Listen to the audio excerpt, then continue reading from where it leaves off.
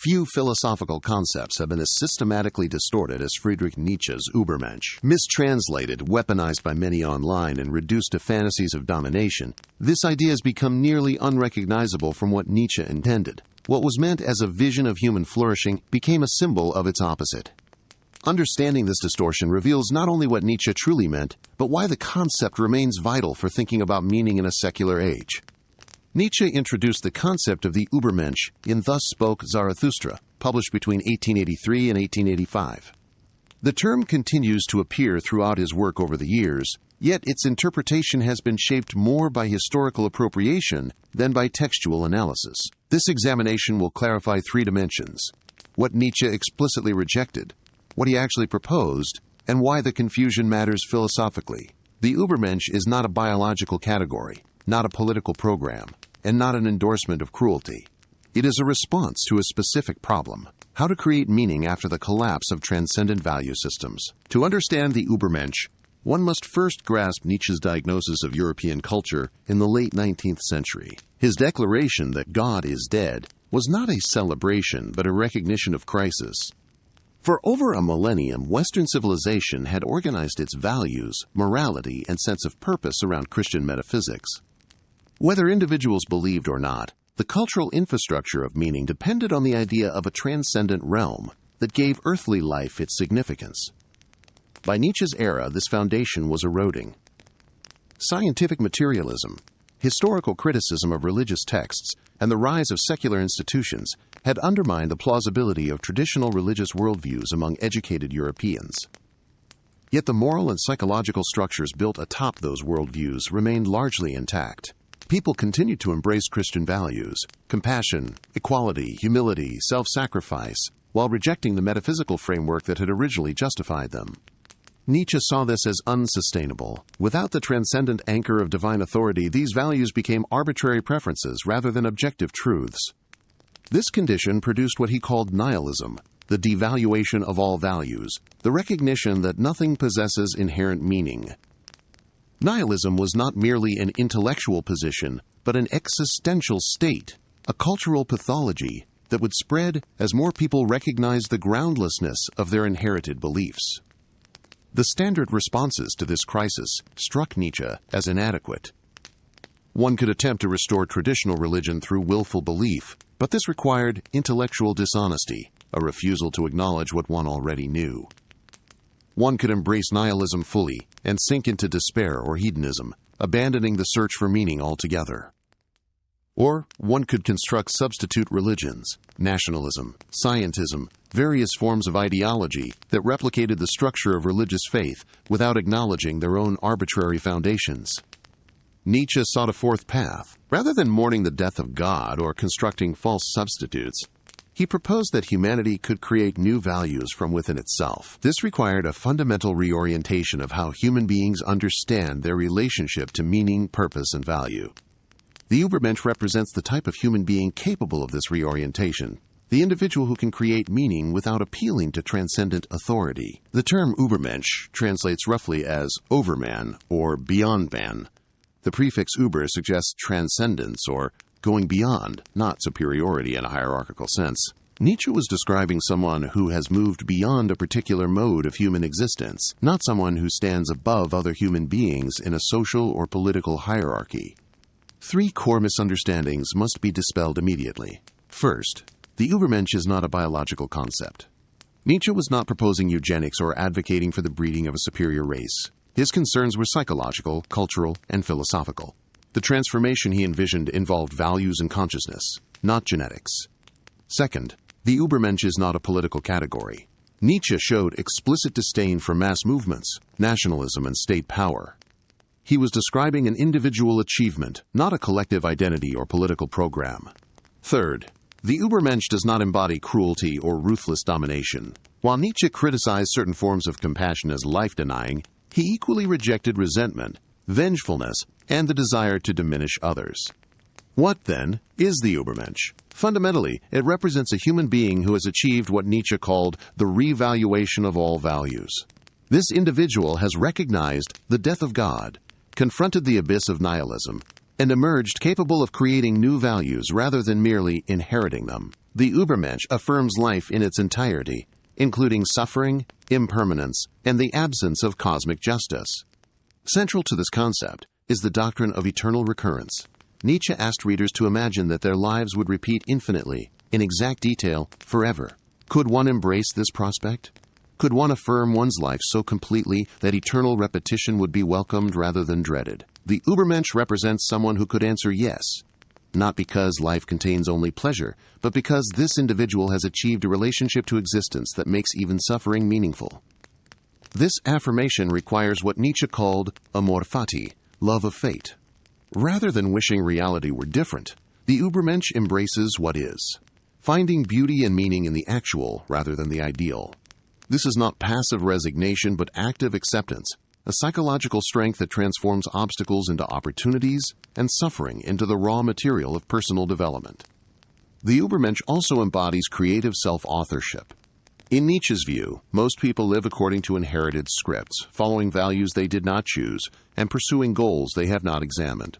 They are, in his terminology, herd animals, finding security in conformity and deriving their sense of right and wrong from social consensus. The Übermensch, by contrast, becomes the author of their own existence, determining their own values through a process of honest self-examination and creative experimentation. This self-authorship does not mean arbitrary willfulness or narcissistic fantasy. Nietzsche emphasized discipline, intellectual rigor, and psychological honesty. Creating one's own values requires understanding oneself deeply, recognizing one's actual needs and capacities, rather than conforming to abstract ideals. It means facing uncomfortable truths about human nature, including elements that Christian morality had taught people to despise in themselves. The concept also involves what Nietzsche called self-overcoming. The Übermensch continually surpasses previous versions of the self, refusing to settle into fixed identities or final answers. This perpetual transformation reflects Nietzsche's view that human beings are fundamentally dynamic, that stasis equals death. The Übermensch does not achieve a final state of perfection but engages in endless becoming, always reaching beyond present limitations. Importantly, Nietzsche presented the Übermensch as an aspiration rather than an achievement. He did not claim to be the Übermensch himself, nor did he point to historical examples. The concept functions as what he called a going under and going over, a bridge between what humanity has been and what it might become. It represents a direction rather than a destination, a way of orienting oneself toward growth and possibility. Consider the trajectory of an artist confronting the collapse of their tradition. For centuries, Western visual art operated within established conventions, religious iconography, classical forms, academic standards. Artists learned these conventions and worked within their constraints. Individual creativity existed, but always in relation to received tradition. By the late 19th century, these conventions had lost their authority. Photography challenged painting's documentary function. Historical consciousness revealed that classical standards were culturally contingent rather than eternal truths. Religious imagery no longer carried automatic significance in an increasingly secular culture. Many artists responded by attempting to preserve traditional forms through sheer willpower, producing work that felt hollow and derivative. Others abandoned the search for meaning altogether, treating art as mere decoration or personal expression without larger significance. Still others constructed new ideologies, art for art's sake, social realism, various avant-garde manifestos that replicated the dogmatism of older traditions. But some artists responded differently. They recognized that the collapse of tradition created an opening rather than merely a loss. Without predetermined standards, they could experiment radically, exploring new forms and discovering new possibilities for visual meaning. They had to develop their own aesthetic criteria, their own sense of what mattered, through trial and error rather than by following established rules. This required immense psychological strength. Without the validation of tradition, these artists faced constant uncertainty about whether their work had value. They had to trust their own judgment while remaining open to change, maintaining conviction without rigidity. They had to create the standards by which their own work would be judged. This artistic parallel illuminates what Nietzsche meant by the Übermensch. The collapse of religious and moral tradition creates a similar situation for human existence generally. The inherited frameworks that told people how to live and what to value have lost their authority. One can cling to them through self-deception, abandon the search for meaning, or construct new dogmas. Or one can embrace the freedom and responsibility of creating one's own values, becoming the artist of one's own life. The analogy also clarifies what the Übermensch is not. Just as the innovative artist does not dominate other artists or declare their work superior through force, the Übermensch does not seek power over others. Just as artistic creation requires discipline and skill rather than arbitrary willfulness, self-authorship requires psychological rigor rather than simple self-indulgence. And just as great art achieves universal resonance while emerging from individual vision, the values created by the Übermensch can inspire others without becoming new forms of dogma. The conditions Nietzsche diagnosed have only intensified in contemporary societies. Traditional sources of meaning, religion, stable communities, clear social roles have continued to erode. This erosion has accelerated with globalization, digital technology, and rapid cultural change. Many people now navigate existence without clear frameworks for understanding what matters or how to live. Several contemporary responses mirror those Nietzsche critiqued. Fundamentalist movements attempt to restore traditional certainties through willful belief and social enforcement. Consumer culture offers distraction and fleeting pleasures as substitutes for deeper meaning. Various ideologies promise comprehensive answers and clear group identities. Each represents a flight from the challenge Nietzsche identified, the necessity of creating meaning without transcendent guarantees. The concept of the Übermensch suggests that this challenge, while difficult, opens genuine possibilities. In a pluralistic, rapidly changing world, the capacity for self-authorship becomes not merely desirable, but necessary. When inherited scripts no longer fit contemporary realities, individuals must develop their own frameworks for making sense of their lives. This does not mean rejecting all tradition or assuming that every individual must create values from nothing. Nietzsche himself drew deeply on pre-Christian Greek culture and various historical sources. Self-authorship involves selecting, adapting, and synthesizing elements from diverse traditions according to one's own judgment, rather than accepting them wholesale or rejecting them wholesale. Contemporary psychology has begun recognizing themes similar to those Nietzsche explored. Research on authenticity, self-determination, and meaning-making echoes his emphasis on self-authorship and creative value formation. Studies of resilience and post-traumatic growth suggest that some individuals do achieve the kind of affirmation Nietzsche described, finding meaning even in suffering and using adversity as raw material for development. The concept also speaks to questions of technological change and artificial intelligence. As automation displaces traditional roles and social structures, human beings increasingly face Nietzsche's fundamental question: what justifies human existence when practical functions can be performed by machines? The Übermensch ideal suggests an answer focused not on utility, but on the intrinsic value of creative self-transformation and meaning-making. Yet contemporary applications must acknowledge legitimate concerns. Nietzsche's emphasis on individual self-overcoming can seem to ignore social structures that constrain possibility unequally. His critique of compassion can appear to justify indifference to suffering. His language of strength and weakness has been used to rationalize exploitation. Any appropriation of Nietzschean concepts must grapple with these dangers, while extracting what remains valuable. Nietzsche's vision contains both profound insights and significant limitations.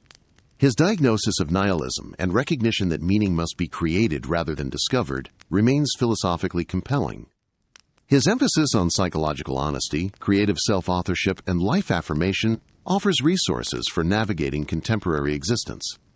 His critique of resentment and herd morality illuminates genuine pathologies in both individual psychology and social dynamics. However, his framework raises serious questions. Can individuals truly create values out of nothing, or does meaningful value creation require some shared framework? Does his emphasis on self-overcoming risk neglecting the importance of stable relationships and communities? Can his life-affirming philosophy adequately address structural injustice and undeserved suffering? These questions do not invalidate Nietzschean insights, but suggest necessary supplements and modifications.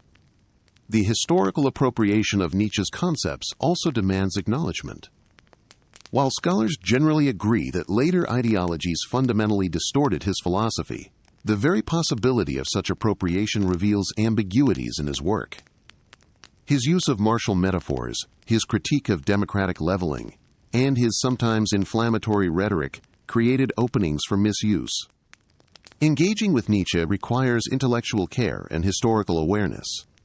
Perhaps most importantly, the Übermensch must be understood as a regulative ideal rather than a concrete program. Nietzsche himself emphasized that this figure remained aspirational, a direction for striving rather than an achievable endpoint. Treating it as a fixed goal risks the very dogmatism Nietzsche opposed. Its value lies in the orientation it provides toward growth, self-examination, and creative engagement with existence, rather than in any final state it promises. The concept of the Übermensch emerged from a specific historical crisis, the collapse of religious certainty in 19th century Europe. Yet the philosophical problem it addresses extends beyond that context. How do human beings create meaning when transcendent guarantees disappear? How can individuals achieve psychological strength without dominance? What does human flourishing look like when there is no cosmic script to follow? Nietzsche's answer that human beings must become the authors of their own existence, creating values through disciplined self-transformation and life affirmation, remains provocative and relevant. It rejects both the security of inherited tradition and the despair of nihilism, proposing instead a difficult freedom, the freedom to determine what one's life will mean. The widespread misunderstanding of this concept demonstrates how easily philosophical ideas can be distorted by historical circumstance and ideological appropriation.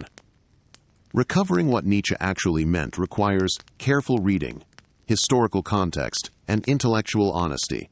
It also requires distinguishing the valuable insights in his work from elements that remain problematic or incomplete.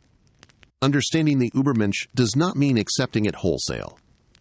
It means engaging seriously with the questions Nietzsche posed and the answers he offered, testing them against experience and reason, and extracting what remains valuable while acknowledging limitations. In an age still grappling with the consequences of nihilism, still searching for sources of meaning beyond inherited tradition, Nietzsche's challenge endures: to become who one is, without excuses, without resentment, and without the comfort of certainty. Whether one accepts his answer or not, the question he posed remains inescapable.